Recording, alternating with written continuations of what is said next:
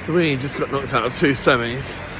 A bit frustrated with him, but to some extent, you know, it was obvious that Tetz wanted reinforcement. It's obvious that Tetz, knocked out of another semi, hitting the cave, suspended from swearing at the referee. It probably was a fucking idiot. Both teams, the ladies and gents, both our teams, I feel have been a bit let down by those at the top. And I'd include, you know, once we've had Gabby Jesus injured, and again the blow, Gabby Martinelli getting injured, unsurprisingly, right after that window shut, it's hard not to be somewhat frustrated at the squad building at both levels. Now, as everyone said, you know, Ato, effectively Edu's shadow, he's in a real-time job interview, is how it's been correctly expressed by others. Whether it's you're going to lumber him with responsibility, whether you're going to blame Edu for bailing out, whether you're going to say Arteta's too fussy, I think to some extent that Arteta is one of the best paid managers in football, and obviously part of that is accepting that he is a bit of a human shield for the general failings of the men's side of the football team. He's not going to come out and slag the Cronkies. I mean, nor should he, really. I don't want to make excuses for American oligarchs. I don't think people should be able to own football teams at all. But we are where we are. I can see there are some excuses to be made. I can see that it's a funny market. The value in the market is players who are at points where they're desperate to move or towards the end of their contracts. The recent good January move we made, Trossard, that £30 million player, it feels like you look at someone like Man City have bought like Marmoush. Marmoush has had one great season in his career. Marmoush is a Trossard type signing. You know, a bit of a punt. Should be 30 million. Marmoush was 60 million. I think the inflation in this winter market is basically 100% from the last winter market.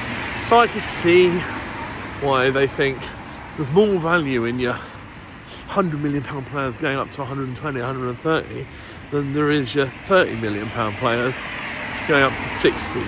I can see the argument. The counter argument is that everyone knew in the summer we desperately needed a striker. Everyone knew. I mean, is that attainable? I don't think so, because Man City would have bought Guimaraes. If you can get players out of Newcastle just by paying, just by covering their future PSR problems, then Guimaraes will be a Man City player. He's the clear and obvious solution to the Rodri-shaped hole in Man City's team. Oh, they nearly just got beaten by Orient. That would have been glorious. That cross at the end, beautiful cross. Players lets his head go right at the last second rather than volleying it in for an equaliser. Great goal by Donnelly, Spurs boy. Goalie, another Spurs boy, really shouldn't come out when De Bruyne is running through. I'm getting distracted. The reality is we should have gone out, got either a striker or a winger, and we should have had a depth enough in our list that if you can't get Nico Williams, there is another winger. Now, I'm not suggesting that it's not the 90s. I remember times where there were a dozen world-class strikers in that.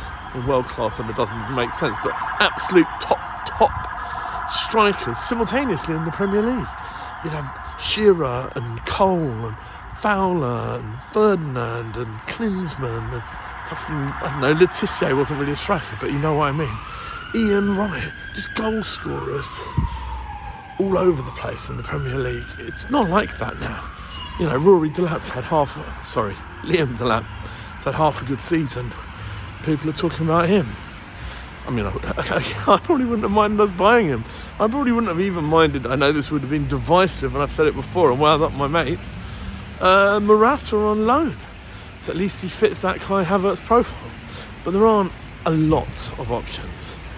The men's team have left, the leadership of the men's team, Kroenke, Josh, Ato, Tets, et al., absolutely require a massive summer window.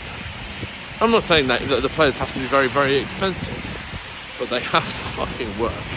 They have to hit the ground running. I mean, Andre Isak's first season, breakthrough season in the Liga, he gets 17 goals. That's the player everyone was talking about that we should have signed. We'd signed him then, when we were linked. His next season in La Liga, he got 6. And his first season in the Premier, he got 10. We went out and bought a big money signing, and they get 6 goals in their first season, 10 goals in their second season. I don't know if our fans are going to be that patient. All this talk of buy them before they blow up, I'm not sure if that's the case. We need people to hit the ground running. We need people who, the sort of player we need has to take us from second to first, which is the biggest gap between 2 places in the whole league. They have to take us from last season quarterfinals, hopefully we'll do even better this season, but 2, 3 extra steps in the Champions League. Those are massive metaphorical distances to traverse. But onto the other side of the coin, our women's side, I see there as being far less of an excuse, far fewer reasons you can give. Our women's team has got the greatest history of arguably the biggest league in the world. I don't follow US women's sports as much, and I know they're pushing on, but we're the greatest. The Arsenal women's team is the Real Madrid of women's football in this country.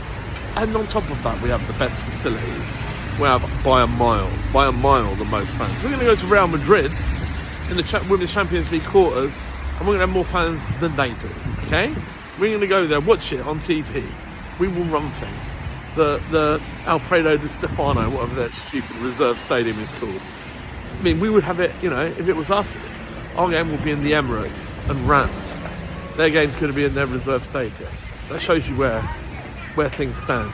We've got the most fans and the best fans. The other day, that horrible semi-final, when Man City score at Boreham Wood, the first thing you hear, Arsenal. You don't even hear a celebration from City. We drown them out.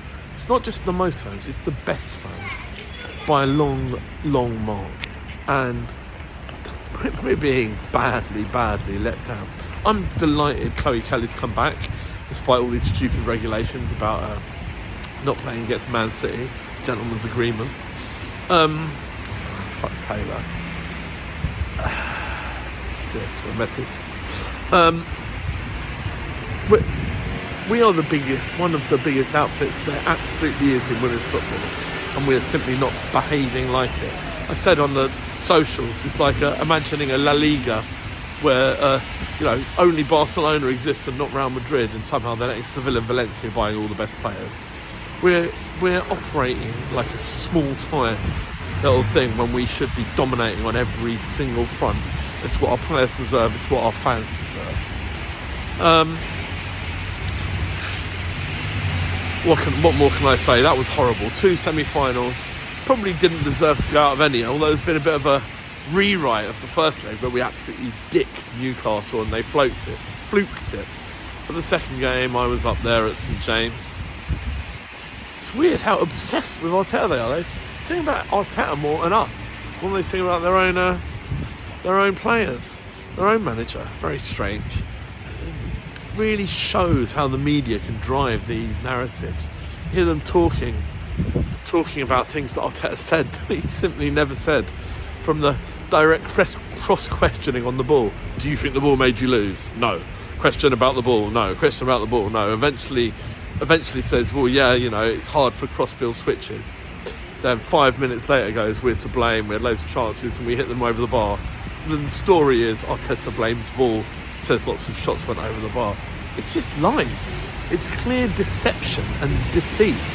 And gullible idiots believe the narratives in our media. And I don't care what anyone says, all of this anti-celebration stuff is fundamentally rooted in racism. When I hear people using phrases like jumped up or ideas above their station or arrogance, it's about putting down black excellence. It's about a disrespect to talented black people. I don't give a shit. That's exactly what it comes from.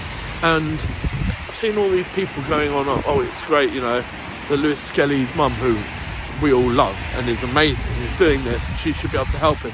Shouldn't it be the job of fucking black women to call out white racism? Fucking Graham Souness, shut your fucking arse. Jason Cundy, get to fuck. This stuff is rooted in racism, and there's no point in pretending otherwise. There's a reason it's always Pogba or Rashford or fucking 18-year-olds that get it in the neck. Anyway, fuck that shit. Long break. Gutted we're not in the FA Cup. We can focus on the Super Bowl. Go Birds.